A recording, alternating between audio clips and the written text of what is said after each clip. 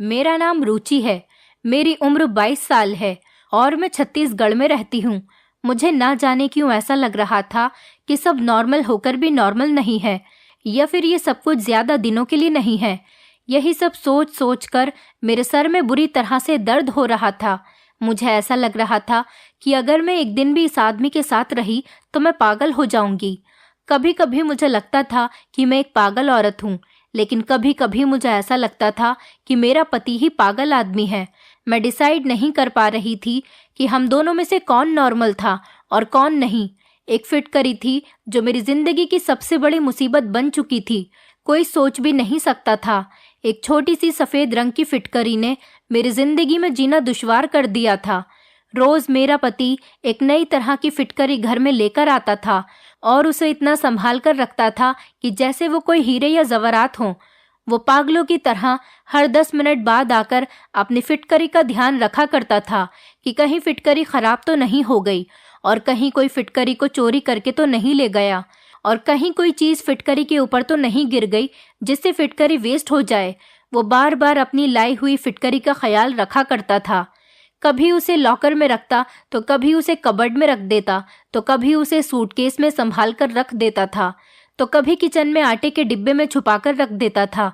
मैं सोच सोच कर पागल हो गई थी कि आखिरकार इस फिटकरी में ऐसा भी क्या था जो मेरा पति उस फिटकरी के लिए पागल हुआ जा रहा था, और उसे फिटकरी की इतनी ज्यादा परवाह थी। शादी के बाद मैं जब नई नई दुल्हन बनकर इस घर में आई थी तो तब भी मेरे पति के हाथ में यही फिटकरी थी। वो मुझसे बात करने के बाद अपनी फिटकरी को लेकर बाथरूम में चला गया था और मेरे पति को गए हुए लगभग 3 घंटे हो गए थे। मैं अपने पति का बहुत देर तक इंतजार करते करते सो गई थी, क्योंकि मैं भी दुल्हन बनकर काफी थक गई थी, इसलिए मुझे नींद आ गई थी। और आखिरकार मैं अपने पति का कब तक इंतजार कर सकती थी। मेरा पति तो ना जाने कब बाथरूम से बाहर निकलता। मैं कब सो गई मुझे कुछ पता ही नहीं चला। सुबह को जब मेरी आंख खुली तो मेरा पति मुझे बिस्तर पर नजर नहीं आया था। मैं सोच में पड़ गई थी कि क्या उसने सारी रात बाथरूम में ही बिताई थी। मैं बड़ी परेशान हो गई थी और मैंने देखा कि वो बाथरूम से निकला और उसके हाथ में वही थैला मौजूद था जिसके अंदर फिटकरी थी। मेरा पति बहुत बहुत देर तक अपनी फिटकरी के साथ बाथरूम में बंद रहता था और बाहर आने के बाद कहता कि सारी कमी पूरी हो गई है, और मैं शर्मिंदा हो जाती थी कि ना जाने वो कैसी कमी पूरी होने की बात कर रहा था। वो दिन था और आज का दिन मेरी शादी को लगभग 3 महीने हो गए थे, और ये फिटकरी थी कि जिसकी कहानी आज तक खत्म होने का नाम ही नहीं ले रही थी। वो बार बार बाथरूम में जाता और फिटकरी का वो थैला बाथरूम के अंदर जाते हुए और बाथरूम से बाहर आते हुए भी उसके हाथ में ही होता था। बाथरूम से लगातार पानी गिरने की आवाज आती रहती, और जब ज्यादा देर हो जाती तो मेरा पति बाथरूम से बहुत खुश होकर बाहर निकलता था। मैं तो बड़ी अजीब सी उलझन में फंस गई थी। मैं अपनी परेशानी किसी को बता भी नहीं सकती थी। ये सच्चाई जानने के लिए एक रात मैंने बाथरूम की खिड़की से झांक कर देखा तो मेरा दिमाग फट गया था और मेरे होश उड़कर रह गए थे। मेरे माता पिता मुझे बहुत प्यार किया करते थे क्योंकि मैं उनकी लाडली बेटी थी। मैं अपने सब भाई बहनों में सबसे छोटी थी, इसलिए मुझे अपने माता पिता के साथ साथ अपने बड़े भाई बहनों का भी बहुत प्यार मिला था। मेरे माता पिता का कहना था कि मैं बचपन में काफ़ी बीमार रहती थी और मेरे माँ बाप हमेशा मेरे ठीक होने की प्रार्थना करते रहते थे। बचपन में मेरा काफ़ी इलाज भी हुआ था, इसलिए मुझसे मेरे घर में सारे लोग बहुत ज़्यादा प्यार किया करते थे। मेरे माता पिता ने भगवान के आगे प्रार्थना की और रो रो कर मेरी जिंदगी की भीख मांगी थी, मगर मेरे माता पिता को ये पता नहीं था कि उनकी जिंदगी इतनी जल्दी उनको छोड़कर चली जाएगी और उनकी सबसे लाडली और छोटी बेटी उनके पीछे अनाथ हो जाएगी। अगर मेरे माता पिता को ये बात पता होती तो वो कभी भी बचपन में मुझे नहीं बचाते। मेरे परिवार में मेरे माता पिता के अलावा मेरे एक बड़े भैया और एक बड़ी बहन भी थी। वो सब लोग एक साथ मुझे छोड़कर इस दुनिया से चले गए। मैं 7 साल की थी जब हमारी पूरी फैमिली पिकनिक के लिए जा रही थी। तभी रास्ते में अचानक हमारी गाड़ी का एक्सीडेंट हो गया था। एक्सीडेंट इतना ज़्यादा खतरनाक था कि मेरे माता पिता और मेरे दोनों भाई बहन की मौके पर ही मौत हो गई थी।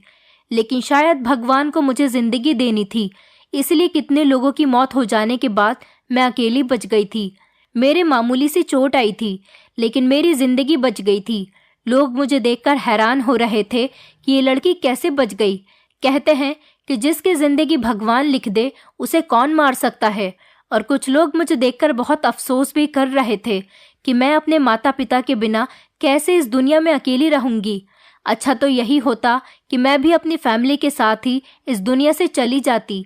लोग कह रहे थे कि ये लड़की अब अनाथ होकर जिंदगी कैसे गुजारेगी, कौन इसकी परवरिश करेगा। इसी तरह से मेरी पूरी फैमिली खत्म हो चुकी थी और मैं अकेली हो गई थी, क्योंकि मैं बिल्कुल लावारिस थी।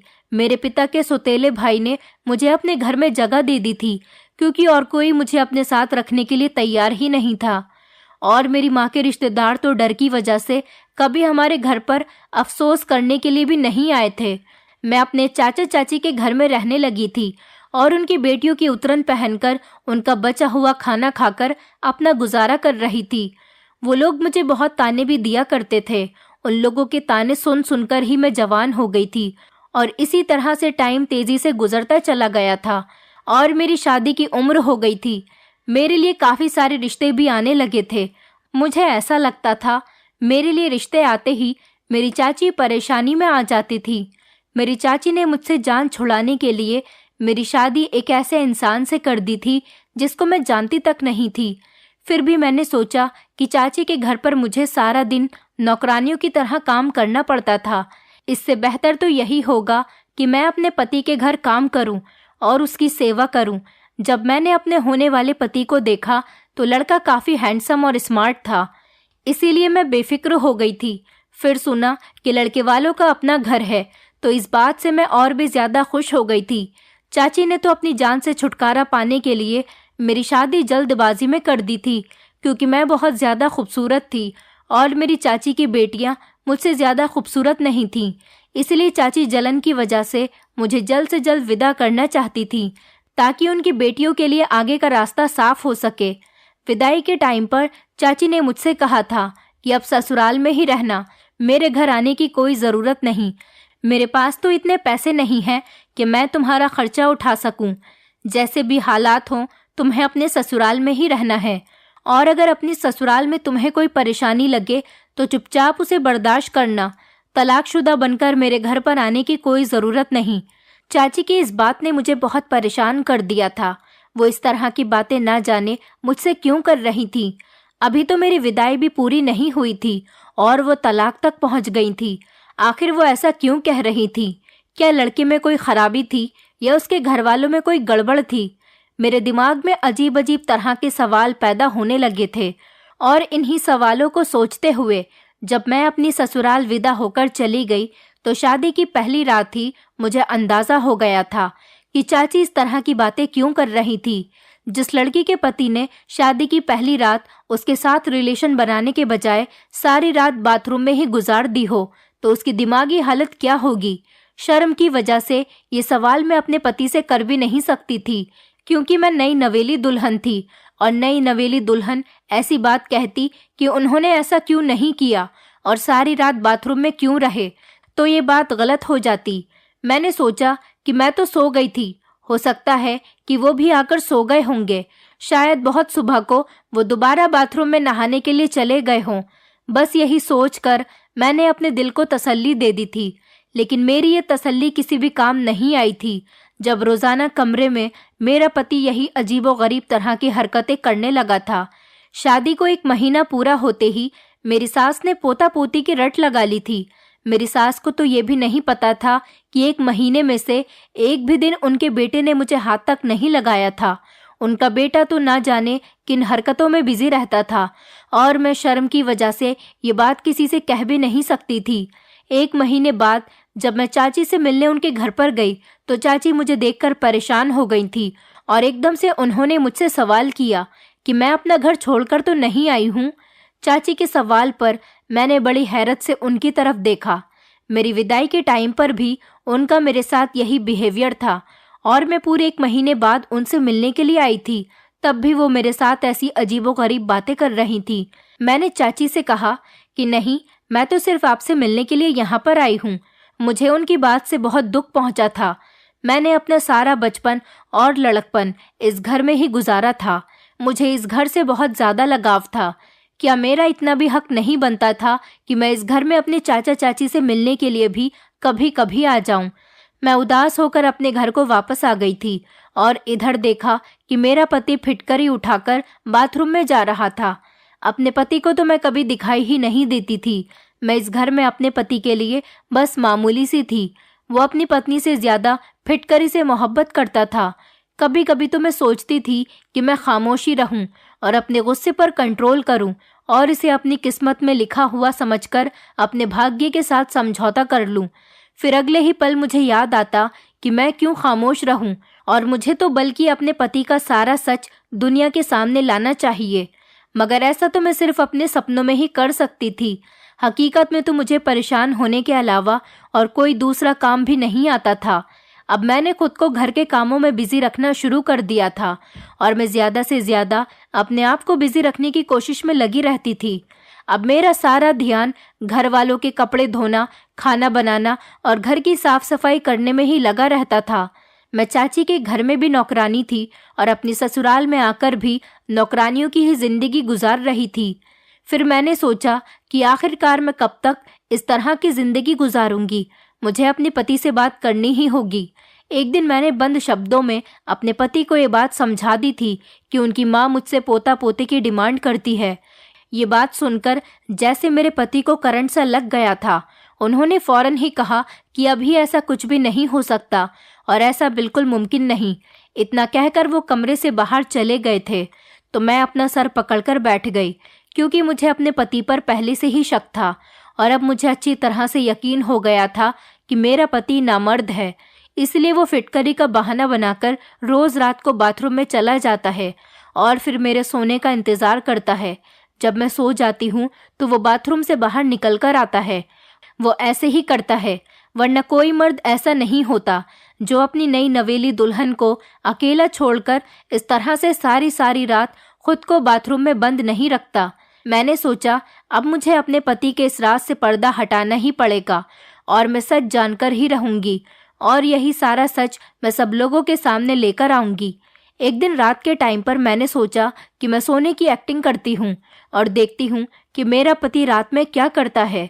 मैंने आज ही अपने पति से कहा था कि मुझे बहुत नींद आ रही है और मेरी तबीयत ठीक नहीं। मेरा सर दर्द से बुरी तरह फटा जा रहा है, इसलिए वो मुझे जगाने की कोशिश न करे।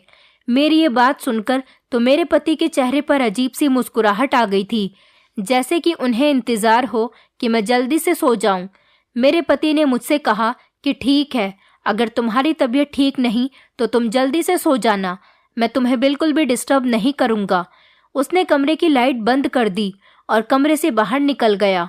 ये सच था कि मुझे लेटते ही नींद आ जाती थी, क्योंकि मैं सारा दिन बहुत काम करती थी और थकान से चूर होकर जब मैं अपने बिस्तर पर सोने के लिए लेट जाती थी तो मुझे फौरन ही नींद आ जाती थी। लेकिन मैं आज बहुत कोशिश कर रही थी कि मैं जागती रहूं, लेकिन मेरा नींद पर कोई बस नहीं था। आज मैंने सोचा कि दिन में जब मेरा पति घर पर था तो मैंने उनसे कहा कि मेरी तबीयत ठीक नहीं है और मैं सोना चाहती हूँ। तो उन्होंने मुझसे कहा कि हाँ ठीक है, घर का काम कोई भी कर लेगा, तुम आराम से सो जाओ। मेरी सास को लगा कि मैं प्रेग्नेंट हूँ और मेरी तबीयत ठीक नहीं, इसलिए मैं आराम कर रही हूँ। और मेरी सास ने भी मुझे किसी काम के लिए नहीं कहा था, वरना मुझे तो आराम करने का मौका ही नहीं मिलता था। मैंने नींद दिन में ही पूरी कर ली थी। मैं जी भर के सोई थी ताकि मैं रात को देर तक जाग सकूं। मैं लगभग 1 घंटे तक अपने पति का इंतजार करती रही थी। 1 घंटे के बाद जब मेरे पति कमरे में आए तो मैं ऐसी हो गई जैसे मैं गहरी नींद में सो रही हूँ। मैंने देखा कि वो वही फिटकरी वाला थैला लेकर बाथरूम में चले गए थे। जब उन्होंने बाथरूम का दरवाजा बंद किया तो मैं फौरन ही उठ गई थी। मुझे डर नहीं था कि वो बाहर आएंगे, क्योंकि मुझे पता था कि अब वो काफी देर तक बाहर आने वाले नहीं। मैं घर के बैक साइड वाले हिस्से की तरफ जाने लगी थी और चोरों की तरह धीरे धीरे खड़ी हुई थी, जहां पर बाथरूम की खिड़की भी थी। लेकिन बाथरूम की खिड़की बहुत ऊंचाई पर थी और उस खिड़की से मैं अंदर तक नहीं देख सकती थी, क्योंकि खिड़की की ऊंचाई के हिसाब से मेरा कद बहुत छोटा रह गया था। लेकिन मैं जल्दी से जाकर एक चेयर लेकर आई और मैंने वो चेयर रखी और उस पर खड़ी हो गई। उस टाइम रात के 2 बज रहे थे और घर के सारे लोग सो चुके थे। किसी की भी मुझ पर नज़र नहीं पड़ सकती थी, मगर मुझे फिर भी बहुत डर लग रहा था और डर की वजह से मेरा शरीर कांप रहा था। मैं वो चेयर उठाकर खिड़की के करीब आई और चेयर पर चढ़कर खिड़की के अंदर देखने लगी कि आखिर मेरा पति इतनी देर तक बाथरूम में करता क्या है। अपने पैर कांपने की वजह से मुझे ऐसा लग रहा था कि मैं ठीक से खड़ी नहीं हो पा रही हूँ, ऐसा न हो कि मैं गिर जाऊं। मैंने अपने अंदर हिम्मत पैदा की और चेयर के ऊपर खड़ी हो गई, लेकिन जैसे ही मैंने बाथरूम की खिड़की से अंदर झांका तो सामने का नज़ारा देखकर मेरी आंखों के सामने अंधेरा छाने लगा था। मैं चेयर से गिरते गिरते बच गई थी। ये मेरा पति कैसा काम कर रहा था, फिटकरी के साथ आखिर ये सब कुछ क्या हो रहा था। मेरे पति का दिमाग तो ठीक था। मैंने बड़ी मुश्किल से खुद को संभाला था और वापस अपने कमरे में चली आई थी। कमरे में आते ही मेरी आंखों में आंसू आ गए थे और मैं फूट फूट कर रोने लगी थी। मुझे अपनी किस्मत पर रोना आ रहा था, क्योंकि आज मेरे पति की असलियत खुलकर मेरी आंखों के सामने आ गई थी। आज तक मेरा पति मेरे करीब क्यों नहीं आया था, अब मुझे ये बात अच्छी तरह से समझ आ गई थी। तो वो ये वजह थी जिसकी वजह से मेरा पति मुझसे दूर दूर रहता था। अब मुझे यकीन हो गया था कि मेरी चाची मेरे पति की असलियत को अच्छी तरह से जानती थी, इसीलिए वो मुझसे इस तरह की बातें किया करती थी। उन्होंने जानबूझकर मुझे इस नर्क में धकेला था, वरना मेरे लिए रिश्तों की कोई कमी नहीं थी। मैं बहुत खूबसूरत थी, जिसकी वजह से लोग मुझे देखते ही पसंद कर लिया करते थे, और चाची को सिर्फ इसी बात का डर था कि कहीं मुझे उनकी बेटियों से ज़्यादा अच्छा रिश्ता न मिल जाए। इसीलिए उन्होंने मेरी शादी इस आदमी के साथ करवा दी थी। मैंने सोच लिया था कि मैं कभी भी अपनी चाची को माफ़ नहीं करूँगी। उनको मरने के बाद तो भगवान के सामने जवाब देना ही पड़ेगा। और मैं ये भी जान गई थी कि मेरी सास और मेरी ससुराल के सारे लोग मेरे पति की इस हरकत के बारे में नहीं जानते थे, क्योंकि मेरे ससुराल के सारे लोग अपनी अपनी लाइफ में काफ़ी बिजी थे। किसी को भी इतनी फुर्सत नहीं थी कि वो किसी की ज़िंदगी में झांक कर देखे कि वो क्या कर रहा है और किस लिए कर रहा है। सिर्फ यही वजह थी जो मेरे पति पर आज तक किसी ने नज़र नहीं रखी थी। बस उनकी शादी करवाना अपना कर्तव्य समझा और ऐसे इंसान से मेरी शादी करवा के मेरी ज़िंदगी बर्बाद कर दी थी। ज़्यादातर पेरेंट्स को ऐसा लगता है कि वो अपनी औलाद की शादी करवाने के बाद अपनी सारी जिम्मेदारियों से फ्री हो जाते हैं, बस हर हाल में शादी कर देते हैं, ये बात जाने बिना कि उनका बेटा शादी करने के लायक है भी या नहीं। बस किसी भी लड़की के पल्ले अपने लड़के को बांधकर उस मासूम लड़की की ज़िंदगी को बर्बाद कर देते हैं, और लड़का अपनी बदनामी होने की वजह से किसी को बताता नहीं कि मुझे क्या परेशानी है, मैं नामर्द हूँ और मैं शादी करने के काबिल नहीं हूँ। इसी वजह से मुझ जैसी लावारिस और मासूम लड़कियां दर दर की ठोकरें खाकर ऐसे आदमियों की किस्मत में आ जाती है और सारी जिंदगी अपना मुंह बंद करके जिंदगी गुजारती रहती हैं। और मैं उस टाइप की लड़की नहीं थी। मैं चुप रहने वालों में से बिल्कुल भी नहीं थी। खामोश रहकर मुझे थोड़ी ना कोई अवार्ड मिलने वाला था, बल्कि मेरे ससुराल वाले सारी उम्र मुझे बच्चे ना होने के ताने देते रहते और मुझे बांझ कहा जाता। मैं सोच सोच कर बहुत आगे निकल आती थी, और अब परेशानी ये थी कि मैं क्या करती और कहाँ जाती। मेरे पास तो अपना सर छुपाने के लिए कोई दूसरी जगह भी मौजूद नहीं थी, और उधर चाचा के घर में चाची ने भी मुझे उनके घर पर जाने के लिए मना कर दिया था। मैंने डिसाइड कर लिया था कि मैं अब खामोश नहीं रहूँगी। मैंने बहुत बर्दाश्त कर लिया था, लेकिन अब कुछ भी बर्दाश्त करने के लिए नहीं बचा था। मेरे आगे पीछे कोई नहीं था, तो इसका क्या मतलब कि मेरा पति मुझे धोखे में रखता, और मैं इंतज़ार में थी कि मेरा पति बाथरूम से बाहर आ जाए। बहुत देर बाद जब मेरा पति बाथरूम से आया तो मुझे जागता हुआ देखकर वो चौंक गया था। मैंने गुस्से से अपने पति का गिरेबान पकड़ लिया और उससे चिल्लाते हुए कहा कि आखिर तुमने मेरे साथ ऐसा क्यों किया और तुमने सारी सच्चाई मुझसे क्यों छुपाई। मेरा पति एकदम अनजान बन गया। वो ऐसे एक्टिंग कर रहा था जैसे उसे कुछ पता ही न हो। उसकी इस हरकत पर मेरा मन कर रहा था कि मैं उसे जान से मार डालूं। उसे नहीं पता था कि वो जो एक्टिंग मेरे सामने कर रहा है, मैं उस एक्टिंग को अच्छी तरह से समझ गई थी। वो मेरे सामने मासूम बनने की कोशिश कर रहा था, लेकिन वो मासूम नहीं था, बल्कि वो तो एक बहुत बड़ा चालाक आदमी था और चालाकी से ही मेरे साथ रह रहा था। मुझे बिल्कुल समझ नहीं आ रहा था कि आखिर कोई तो वजह होगी जिसकी वजह से वो अभी तक मेरे करीब नहीं आया था और शायद यही वजह थी कि वो नामर्द है। लेकिन मेरा पति मुझे ये बात बताने से बहुत डर रहा था कि उसकी इंसल्ट होगी और लोग उसकी मजाक बनाएंगे। इसलिए उसने शादी करके अपना सारा इल्ज़ाम अपनी पत्नी पर डालने के बारे में सोचा होगा। मेरे दिमाग में बार बार अजीब अजीब तरह के ख्याल आ रहे थे। अब मेरी शादी को 3 महीने हो गए थे और पिछले 3 महीनों से मैं लगातार डिप्रेशन का शिकार हो रही थी। आज जब मैं अपने पति का गिरेबान पकड़कर उससे सवाल कर रही थी तो वह हैरत से मुझे देख रहा था, जैसे कि उसे यकीन नहीं आ रहा था कि मैंने उसका झूठ पकड़ लिया है। वो हक्का बक्का होकर मुझे देखे जा रहा था। जब मेरे पति ने मुझे कोई जवाब नहीं दिया और उससे कोई जवाब नहीं बन सका तो मैंने फौरन ही अपना सामान पैक करना शुरू कर दिया। मैंने अपने पति से कहा कि तुम्हें शर्म आनी चाहिए, तुम इस तरह का घटिया काम करते हो। मैं तुम जैसे नामर्द आदमी के साथ नहीं रहना चाहती और यही वजह है कि तुम इस घटिया फिटकरी को अपनी जान से भी ज्यादा संभाल कर रखते हो।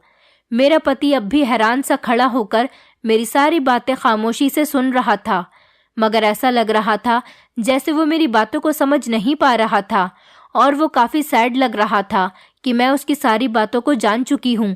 मैं अपने पति को हैरान और परेशान देखकर अपना सामान पैक करके दरवाजे की तरफ जाने लगी थी और घर से बाहर निकल गई थी। सारे घर वाले सो रहे थे।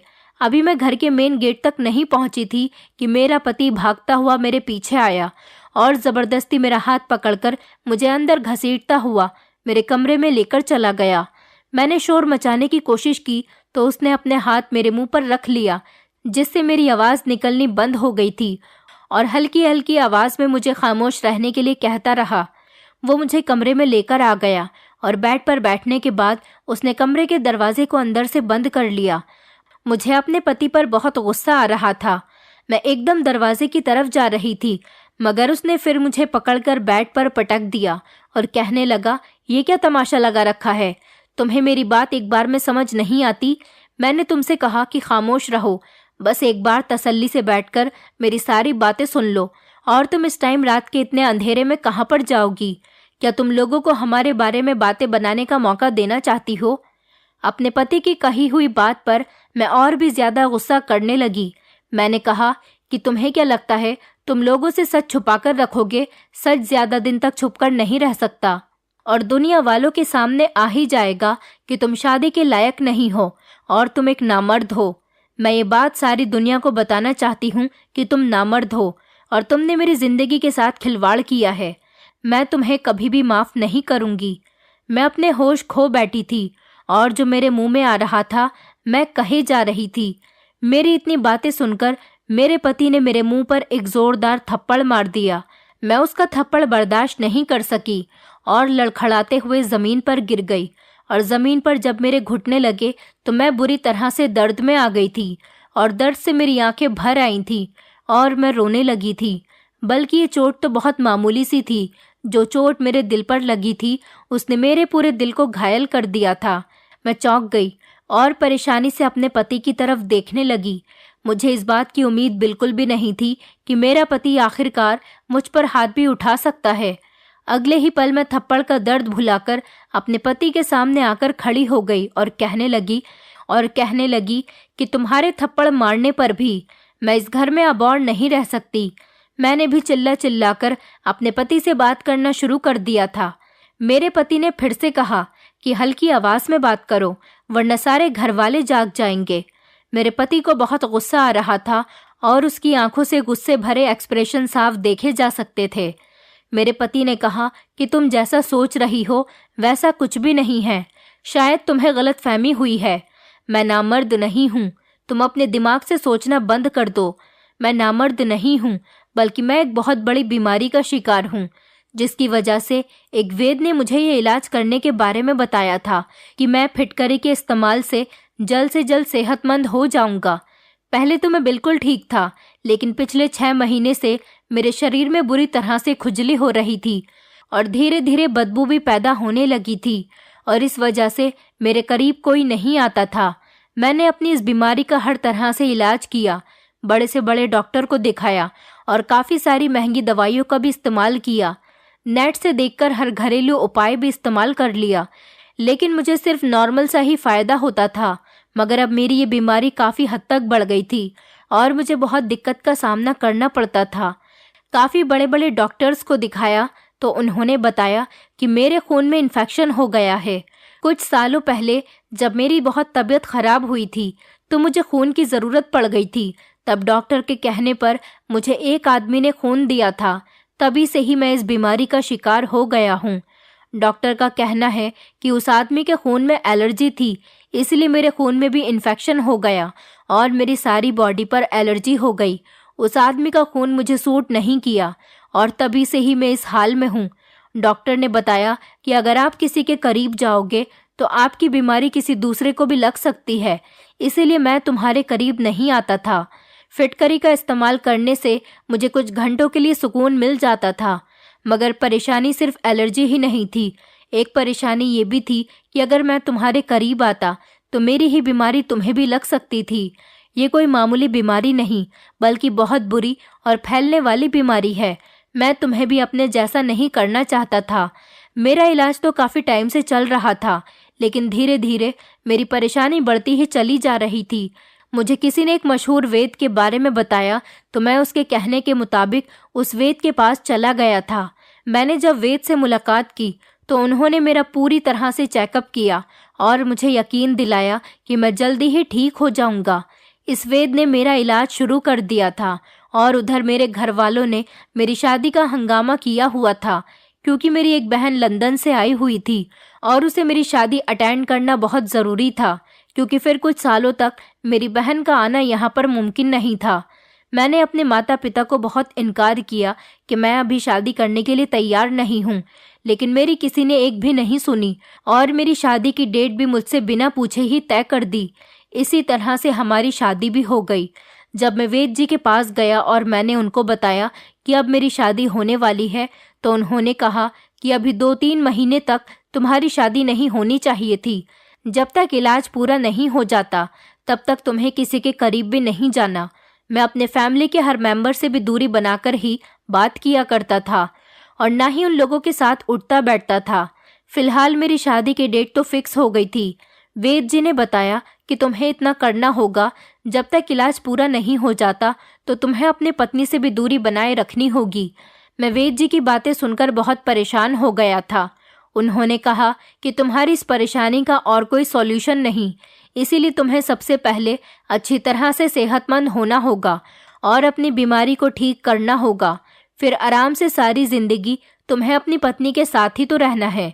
क्योंकि वैद्य जी के इलाज से मुझे काफ़ी फ़र्क होने लगा था और मैं खुद को काफ़ी हद तक ठीक महसूस कर रहा था, इसलिए मुझे वैद्य जी की बात माननी पड़ी थी और मैंने सोचा था कि शादी करने के बाद मैं तुम्हें सारी हकीकत बता दूंगा, मगर ना जाने क्यों मुझे तुमसे कुछ भी कहने की हिम्मत ही नहीं होती थी और बस यही मेरी सबसे बड़ी गलती थी, जिसकी वजह से तुम मुझे गलत समझ बैठी और मुझे गलत समझने पर मजबूर हो गई थी। वैद्य जी ने कहा कि फिटकरी से ही तुम्हारा इलाज हो सकेगा, इसलिए मैं तुम्हारे करीब भी नहीं आता था और आज तक मैंने तुम्हारे करीब बैठकर तुमसे बात करने की कोशिश भी नहीं की थी और हर रोज़ मैं फिटकरी घर पर लेकर आता था और रोज़ाना मेरा नई फिटकरी से इलाज होता था। इसलिए मैं पागलों की तरह फिटकरी की हिफाजत किया करता था ताकि मैं जल्द से जल्द ठीक हो जाऊं और एक नॉर्मल ज़िंदगी जी सकूं और तुम्हें बता सकूं कि मैं तुम्हारे साथ टाइम स्पेंड करने के लिए कितना तड़प रहा था। मेरी परेशानी बाहर से तो किसी को नज़र नहीं आती, मगर अंदर ही अंदर मैं अपनी परेशानी से बहुत ज़्यादा बेचैन हो गया था। मुझे माफ़ कर दो, मैं तुमसे माफ़ी मांगता हूँ। मैंने तुम पर हाथ उठाया और अपनी ये सच्चाई तुमसे इतने दिनों तक छुपा कर रखी। मेरा पति बहुत शर्मिंदा लग रहा था। मुझे अपने पति की बातों पर यकीन आ गया था, क्योंकि उनकी आंखों से लगातार आंसू निकल रहे थे और उनके चेहरे से सच्चाई साफ साफ नजर आ रही थी। मैंने अपने पति से कहा कि आप अगर मुझे इस बारे में पहले ही बता देते तो मैं पिछले 3 महीनों से इतना परेशान नहीं होती। मेरे दिमाग में तो तरह तरह की बातें आने लगी थीं। मेरे अलावा कोई और भी होता तो शायद आपके बारे में ऐसा ही सोचता, और तुम्हारी कुछ हरकतें ऐसी थीं जिसकी वजह से मुझे ऐसा लगा कि तुम मुझे धोखा दे रहे हो। और मैं भी अब आपसे माफ़ी मांगती हूँ कि मैंने आपके साथ बहुत बदतमीज़ी की और आपको नहीं समझा। मैंने बहुत शर्मिंदा होकर अपने पति से माफ़ी मांगी और उन्हें यकीन दिलाया कि मैं हमेशा आपका साथ दूंगी और जब तक आप पूरी तरह से ठीक नहीं हो जाते मैं आपका पूरा ख्याल रखूंगी। वो दिन है और आज का दिन है। मैं और मेरे पति हमेशा एक दूसरे के साथ हैं और भगवान की बहुत बड़ी कृपा है कि धीरे धीरे मेरे पति की बीमारी भी जड़ से ख़त्म हो गई और मेरे पति अब बिल्कुल ठीक हैं और हम पति पत्नी एक दूसरे के साथ बहुत अच्छी ज़िंदगी गुजार रहे हैं। कभी कभी हम अपनी फीलिंग्स को साइड में रखकर न जाने किन बातों में खो जाते हैं। बहुत सी ऐसी छोटी छोटी गलतफहमियां हैं जो घर को बर्बाद कर देती है। हमें अपने लाइफ पार्टनर को अच्छी तरह से समझने की कोशिश करनी चाहिए, लेकिन हम तो सिर्फ अपने बारे में ही सोचते हैं। हम नहीं जानते कि सामने वाले के दिल का हाल क्या है और वो किस परेशानी से जूझ रहा है।